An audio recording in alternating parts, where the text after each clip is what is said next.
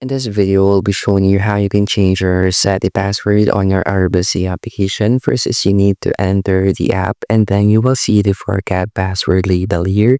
So click this. Now I want you to input the card number or the client card number or the username that you are using. Then click the continue button. You must input the last name and also the residential postal code of your account and then click the continue here. And then we will be proceeding and confirming the identity, or if you are really the user of this account, you just need to select an option to reset your password. For example, is via text message. So select the number that you use for the creation of your account, and then they will be sending a one-time passcode that you just need to enter here, and then click the submit code, and there you will be redirected into creating the new password, and just click the submit button and save it. And that's it. That's how you can change or reset your password in your RBC app. And thank you for listening.